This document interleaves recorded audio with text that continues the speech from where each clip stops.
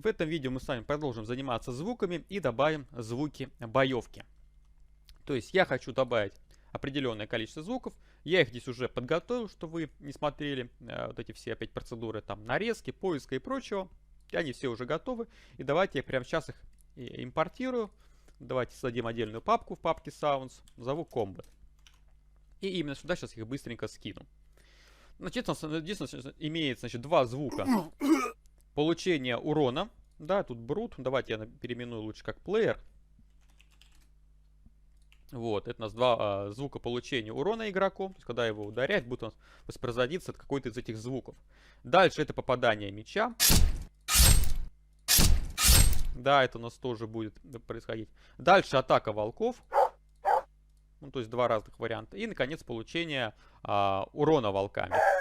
Да, когда мы попадаем по нему, ударяем, у него такой звук воспроизводится. Итак, давайте быстренько с вами все это раскидаем по папочкам.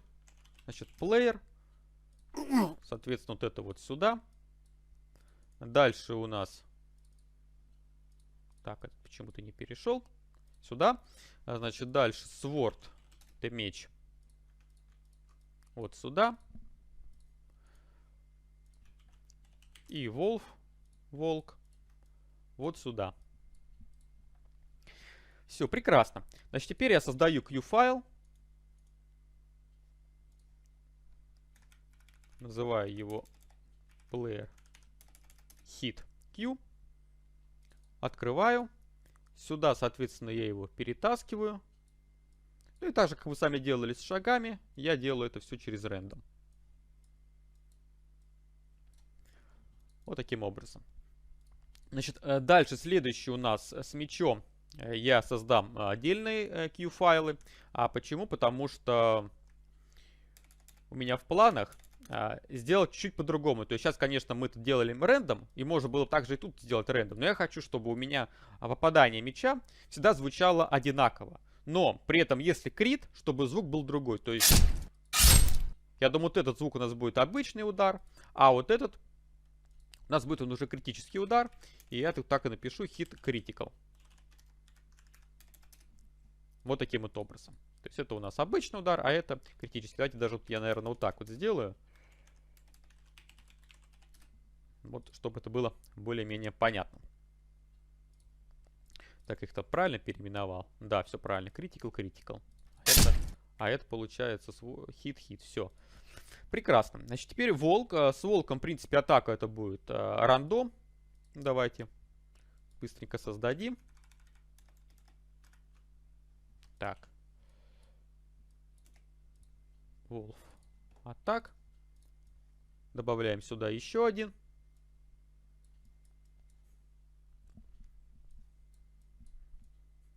Вот таким образом. Сохраняем, в принципе, закрываем. И тут просто у нас вот этот hit, это просто create Q. Так, нет, Q мы оставляем. А вот это вот убираем. Вот таким образом. Все. Значит, теперь у нас все звуки готовы, все Q-файлы готовы к работе. Осталось только их лишь запускать. Начнем давайте мы, наверное, с оружия, пожалуй. Да, то есть открываем оружие, BP Weapon. И тут мы с вами создадим переменную s-hit. Это у нас будет sound Q. И сдублируем ее s-hit critical. Настраиваются данные переменные у нас будут с вами очевидно в дочернем классе. Кстати, также говоря, наверное, стоит создать эту категорию sounds какую-нибудь, чтобы по категориям они были. Вот, и создаю функцию play sound hit. Значит, в первую очередь нам нужно определить, какой у нас непосредственно будет урон, да, то есть критический либо не критический. Давайте сделаем переменную из critical. Соответственно, дальше мы должны получить звук. Давайте для этого, наверное, мы воспользуемся селектом. В качестве, если у нас критический, мы берем вот этот вот. Если не критический, мы берем вот это вот значение. Дальше мне нужно его записать, наверное, в переменную будет правильно. И нужно проверить, что вообще звук указан, что он существует. Прежде чем его проигрывать, нужно убедиться, что звук вообще имеется. Поэтому делаю is valid. И дальше мне нужно сделать уже очень простую процедуру. Это play sound at location. В качестве звука мы указываем, понятно, что вот это. А вот в качестве location нужно указать, в каком месте будет воспроизводиться звук. Тут мы с вами указываем просто get actor location. Ну и, собственно, вот так. С этим мы тоже с вами разобрались. Теперь следующая наша с вами задача. Запустить вот эту вот функцию playSoundHit. Соответственно, если у нас какой-то там урон попал, то что мы должны с вами сделать? Найти непосредственно base, blueprint BP character. И тут у нас есть launch attack. Собственно, вот мы с вами тут попадаем, наносим урон и все такое. И дальше, соответственно, мы сделаем следующее. То есть, когда мы с вами наносим урон, нам нужно вот этого вот weapon взять у него и проверить, есть ли он валидный. Да, если у нас оружие вообще есть, потому что у волков, например, оружия нету. Но если у нас он валидный, то тогда, соответственно, мы должны еще и play sound hit запустить. Play sound hit. Critical или не critical, это, в принципе, определяется вот этой вот величиной.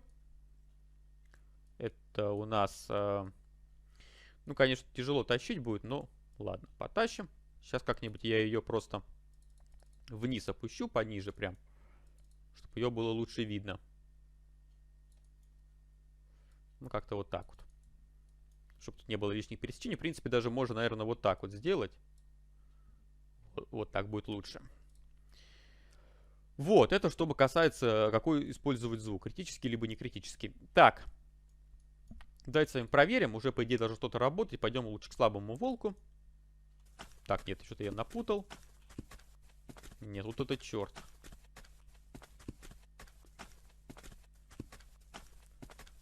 Так, надо сразу... Блин, промазал. Вот черт. Где тут волки? Нет, они тут уже все. Да опять я. Что я все время ошибаюсь-то? Я понять не могу. Вот. Так, звука никакого нету. Почему-то вообще. Почему? Надо разбираться. Значит, давайте смотреть. Значит, у нас урон вот этот явно должен наноситься. Weapon должен быть у нас валидным. Давайте с вами мы поставим тут breakpoint и будем разбираться, что у нас не так. Ну да, я пока что эти breakpoint даже уберем. Мы же сами забыли поставить сами файлы звуковые в дочернем классе weapon. Вот этот weapon sword. И нам здесь нужно указать, что это у нас hit, а critical, соответственно, critical. Вот так вот. Попробуем снова. Надеюсь, сейчас звук уже будет. Если не будет, тогда будем через breakpoint. Да, отлично, звук есть. Breakpoint нам не потребуется. Ну, тут шанс крита маленький. Но тем не менее попытаемся побить.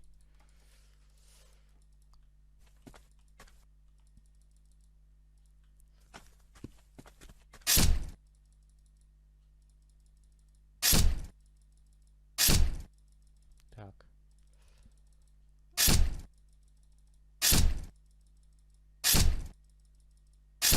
Ну, тут как-то вообще там то ли не везет, то ли что. Сейчас, знаете, что мы сделаем? Мы поставим в базе шанс крита существенно выше. Давайте поставим с вами до 90% поставим. Где тут у нас base critical chance? Вот, поставлю 0.9. То есть, чтобы просто услышать звук вот этот вот крита. Да что ты будешь делать? Этот волк прям очень кусучий.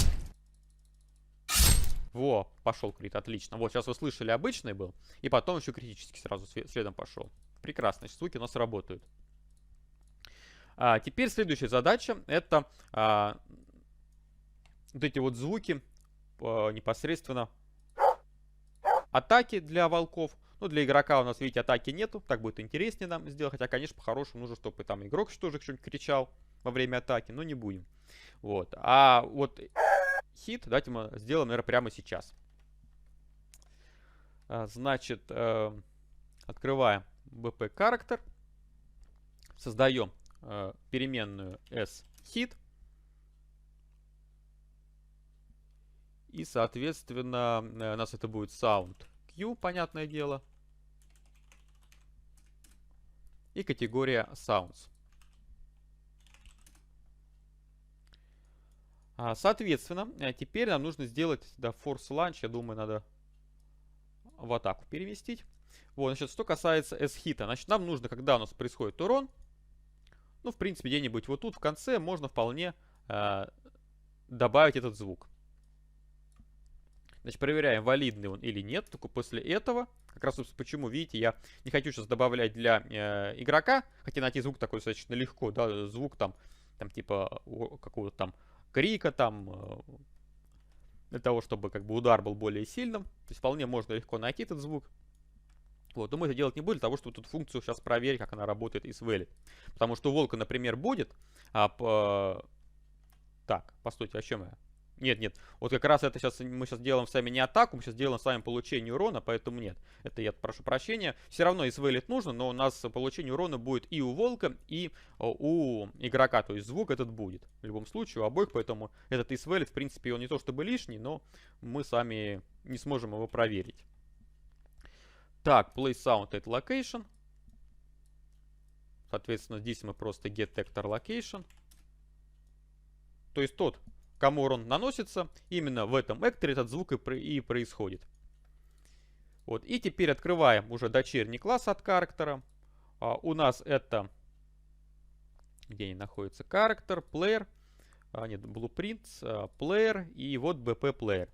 И в качестве настроек этого звука выбираем, соответственно, player hit Q. Прекрасно.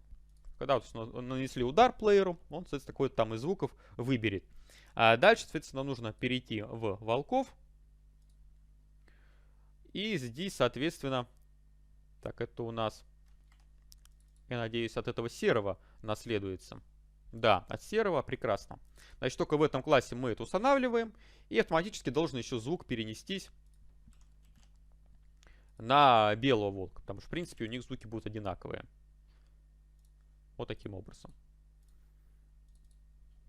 Проверяем. Да, вот он установился, прекрасно. Дочернего класса тоже. Все можно сохранять. И давайте с вами быстренько протестируем. Попробуем сейчас нанести урон. Да. Не, постойте. Уже должен, по-моему, он быть. Так, значит, давайте с вами проверять тогда. Значит, BP character S-hit. То есть после всей этой процедуры должны запустить с вами звук. Вроде как должно все работать. Нет, не будет работать. Потому что, видите, он только работает, если был критический удар. То есть мы не там поставили эту вот конструкцию. То есть нам ее по-хорошему нужно поставить где-то вот здесь вот. Вот, причем тут нужно быть аккуратным. Дело в том, что сейчас с вами так все проходит, как будто бы вот если у нас звук будет, то тогда мы с вами дальше и пойдем. На самом-то деле, даже если звука нет, все равно нужно идти. Поэтому вот эту надо линию тоже соединить обязательно. Можно, конечно, звуки делать только когда крит, тогда, собственно, можно было поставить и там. То есть звук, что получение урона. Если противник крит нанес, тогда этот звук и включать. Но в целом я хочу, чтобы звук был всегда. Так, вот уже звук пошел, отлично. Надо теперь волку, чтобы досталось. Вот, отлично, пошло. Прекрасно, уже работает. Вот, теперь, значит, последний момент. Это касается звуков уже непосредственно атаки, да. То есть у нас вот есть тут у волка атака, с которой будет атаковать как раз. И, соответственно, давайте мы с вами сейчас опять же вернемся в BP character. И там, где наносится атака, нам нужно этот звук воспроизвести. То есть я думаю, что где-то, ну, в принципе, можно после вот этой вот галочки. Так, то есть после того, как мы ставим true with attacking, мы запускаем play sound at location. Здесь опять же get actor location.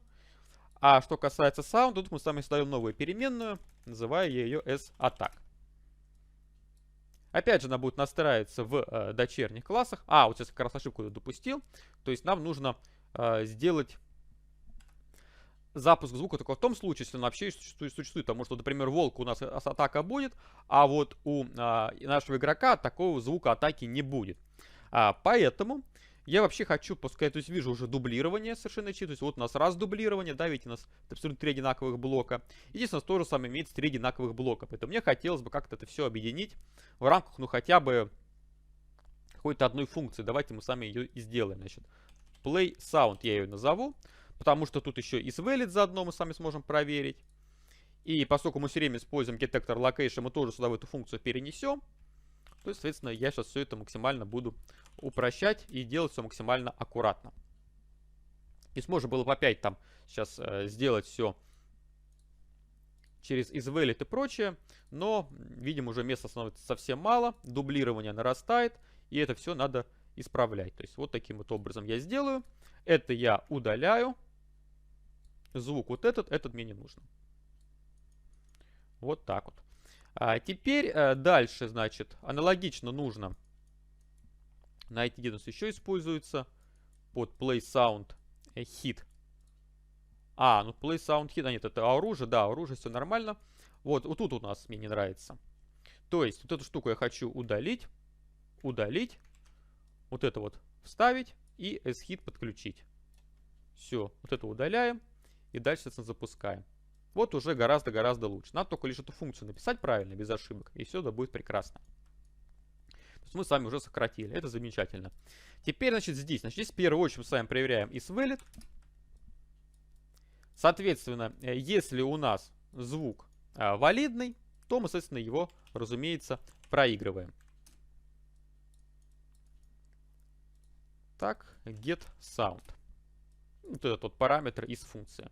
Location у нас getActor location. Ну и, собственно, здесь все. Вот. А если у нас звук невалидный, то мы должны с вами просто add return not. В принципе, я думаю, что можно либо вот так соединить, да, ну, чем там так тащить, проще вот так сделать. Это два будут абсолютно одинаковых результата, что мы вот два отдельных ретерна, потому что на самом деле ретерн он всегда один. Просто мы можем для удобства указывать его в разных местах, чтобы не таскать вот эти вот линии. Поэтому тут такое дело. Вот, то есть мы проигрываем звук, если он существует. То есть мы сейчас благодаря тому, что я сейчас увидел, что есть какое-то дублирование, я, видите, сейчас немножечко все это улучшил. Теперь у нас находится в рамках все одной функции, все инкапсулировано. То есть, если, например, мы потом захотим, чтобы у нас было не getActor location, а что-то другое, или, допустим, мы захотим там как-то поменять здесь какие-то параметры различные, мы с вами сможем легко все эти, в рамках только вот этой одной функции изменить сразу для всех элементов, для всех событий, которые эту функцию вызывают. Ну, то есть, прекрасно. Больше вроде как я нигде не вижу. Да, по play этот sound it location. Ну, в общем, все прекрасно. Так, теперь, значит, что касается атаки. Значит, атаку мы сами задаем в волке. Вот этот звук. Находим wolf attack you. Это просто лай собаки. Ну, пусть это будет звуком атаки. Вот, видите, уже есть звук. Старые звуки остались.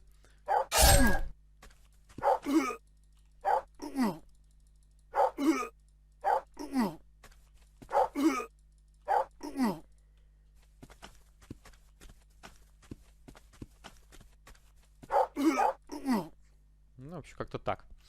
Вот. В принципе, мы с вами со звуками здесь уже потихонечку заканчиваем. В следующий урок у нас с вами, я думаю, что будет уже последним. Там я хочу добавить еще один звук и кое-какой еще небольшой эффектик, касающийся повышения уровня, чтобы это было как-то смотрелось, ну, более красиво. На этом пока все. Спасибо вам за внимание.